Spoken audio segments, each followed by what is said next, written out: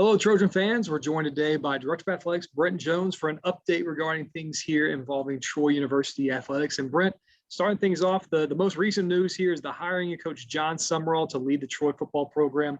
Talk to us a little bit about that search process, what all went into this, and the candidate profile that you were looking for that ultimately led to identifying John Summerall as the next head coach for Troy football.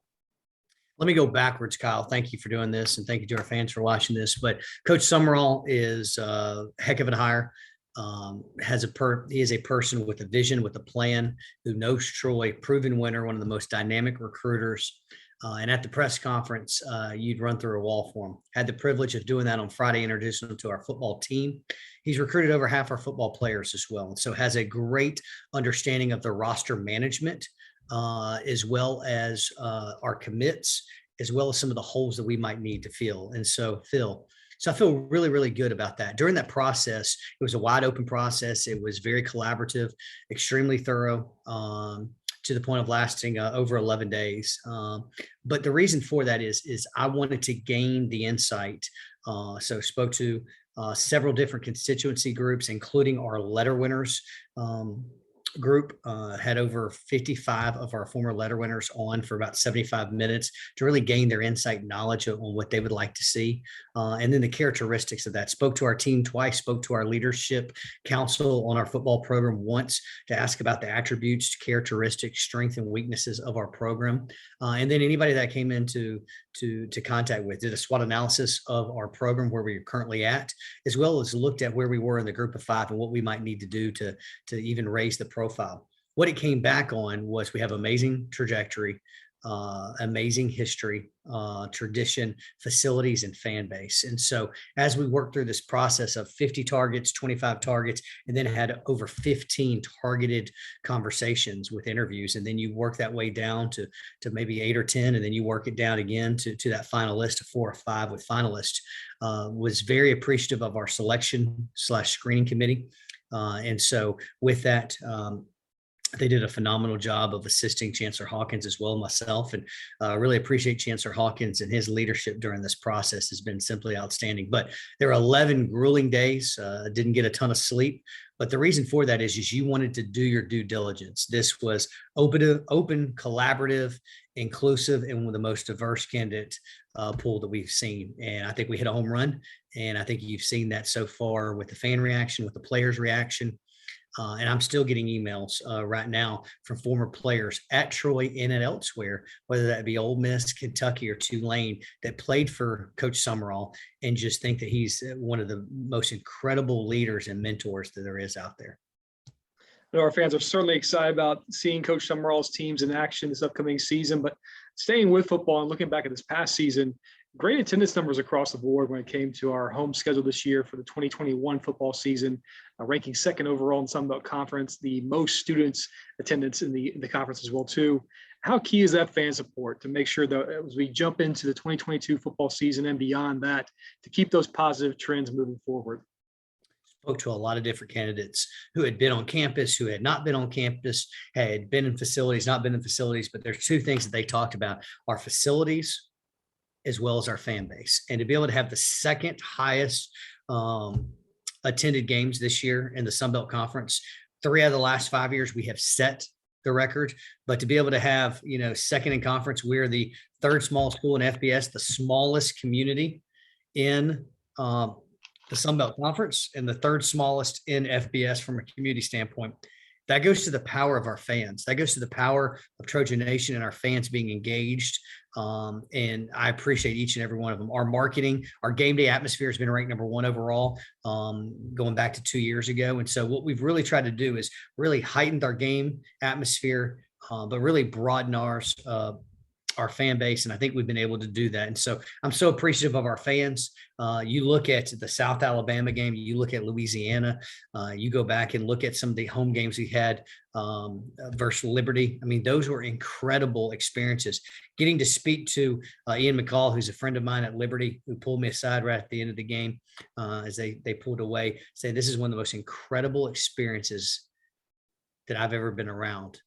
Forget about P5 or Group of 5. That tells you something about our fans, as well as our atmosphere inside Veterans Memorial Stadium. Talking about the atmosphere a little bit further as well too, like you said, ranked number one in the Sun Belt Conference this year.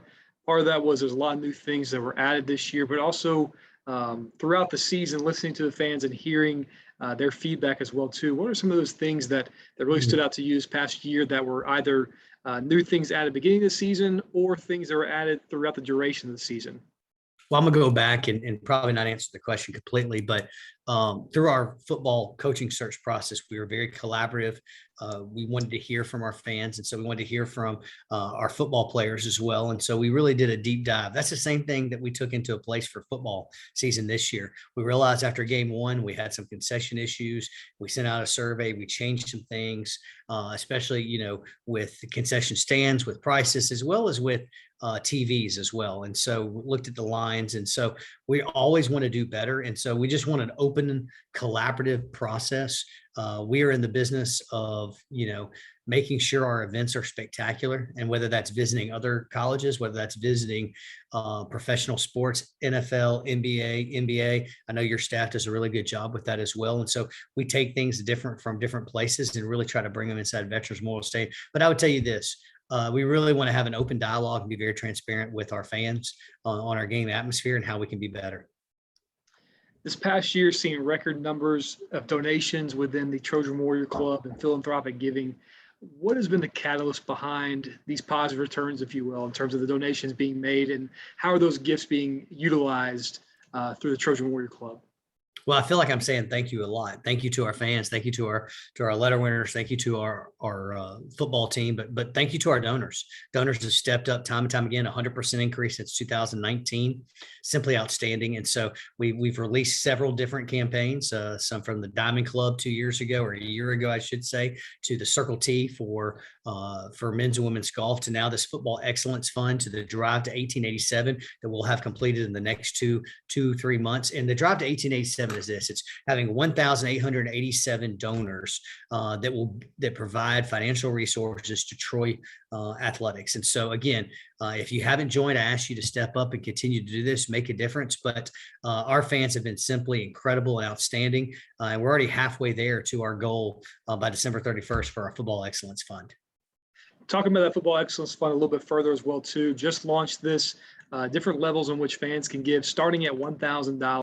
We've seen several fans, like you mentioned, already giving towards this. This will go towards large projects to help assist the football program in our quest to being the top program in the Sun Belt Conference and challenging to be the top program in the Group of Five. How important is it for our fans of all different backgrounds to help support and be a part of something big like this with the Football Excellence Fund? I tell you this, and so this isn't to try to redirect any funds from anywhere else, from the Trojan Warrior or any other sports. This is hopefully to be able to sit on top and to be able to donate more. And so we have a goal of $100,000 by December 31st. We're already halfway there. We have a goal of $250 by April 15th that we'll hit as well. And so what this allows Coach Summerall as well as myself to make the needed capital or investments that we might need from graphics, from nutrition, from technology, data, those things, to really be able to offset it. And so it's simply outstanding to see how powerful Trojan Nation has been. Rising tides raise all ships, and the Sun Belt Conference continues to get stronger, especially through our recent expansion pieces here. You were part of that expansion committee that helped bring in Southern Miss, Old Dominion, James Madison, and Marshall to the Sun Belt Conference. As a member of that committee, can you share us a little bit more about that process and what all went into bringing these new institutions into the fold of the Sun Belt Conference?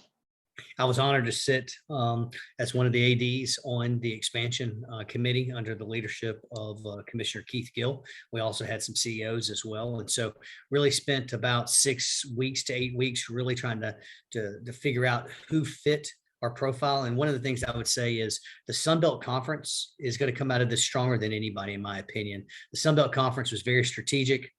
And what we did is we looked at regional universities that fit our academic as well as our athletic revenue models, as well as fan bases. We wanted competitive, regional, cultural fits. And so you see that from Southern Miss, Marshall, ODU, and JMU. And so we didn't stretch too far out, but at the same time, these have passionate fan bases. So you look at it, so regionally minded, have to be like-minded from academics as well as athletics, be passionate fan bases, and be competitive. And we've been able to do that. And so we're very excited about those 4 additions. We think that we've made the Sun Belt Conference. Actually, we know we've made the Sun Belt Conference a lot stronger. One of those sports that continues to get stronger in our Sun Belt Conference is volleyball, and our volleyball program has had some tremendous success here these past few years, but recently just hosted their first ever opportunity to actually host postseason volleyball action in Trojan Arena. What's that been like, seeing this program continue to succeed under Josh Lauer, and what this program continue to has in front of them as well too? Shanda Rigby coined the phrase about a few years ago about we want to be the first to do something. We want to be the first to do this. Well, Coach Lauer and his staff, as well as his student athletes, collectively made an amazing run this year. And to be able to host for the first time a postseason event for Troy University volleyball is simply incredible. Last 2 out of 3 years to be able to play in postseason appearances, the last 3 years for the first time in the history of Troy volleyball to have back-to-back winning seasons since Division I. That just doesn't happen by happenstance. It's by great student athletes. It's about recruiting. It's about having the right people pulling in the right direction and having a great and dynamic coach as Coach Lauer. And I couldn't be more excited about the future that we have. You talk about Coach Shanda Rigby being first, and the men's, women's basketball programs are having great seasons thus far. All throughout the month of December, we'll continue to have non-conference games in Trojan Arena. But one of the dates coming up here very soon as well too is Basketball Letter Winners Day, January 15th, for both men's and women's basketball. And one of the special occasions there will be the 30-year anniversary of the unbreakable record, the 258-point game set by Coach Don Maestry's men's basketball team back in 1992. Hard to believe it's been 30 years, but when we look back at that, what are you excited about when it comes to this particular celebration and bringing back all of our letter winners from both men's and women's basketball? I spoke to Coach Maestri about 5 days ago and how excited he was to be able to have everybody coming back. And he wants to have a special event just for the players of that team on Friday night. So he's working through that. But to be able to have, we're going to have throwback jerseys that say Troy State on it, the exact same replica jerseys that we wore that night. It's letter winners days for men's basketball as well as women's basketball. We're going to ask everybody who was at the game with the 258 30th anniversary to come on the court at halftime to be part of this. And we've already seen several fans who can show video proof, or picture proof that they were at that game. It's going to be an exciting time. I know we have tons of promotions from rally towels, commemorative rally towels, as well too as a commemorative shirt from Premier Dodge with the old T-Roy on it. It's going to be outstanding. It's going to be a time to really reflect and say thank you for setting that record. And it was one of those things that made Troy State at the time, now Troy University, so unique to be able to score 258 points. Better believe it. So we're excited about that. Obviously, Coach Cross and Coach Rigby are underway right now with their basketball seasons, and so playing a really challenging non-conference season. Also excited at this point that we've back in March, we just haven't announced it yet, but back in March, we locked up Shanda Rigby to a long-term contract extension. So very excited about being able to have her continue her leadership here. We've won the last 3 out of 5 conference championships, 5 out of 7 postseason appearances. And so to be able to have a leader of her caliber to be here for a long time is extremely exciting. And the same thing with Coach Mullins in softball. You see what she's done the last 3 years. We've been second in the league in wins over the last 3 years.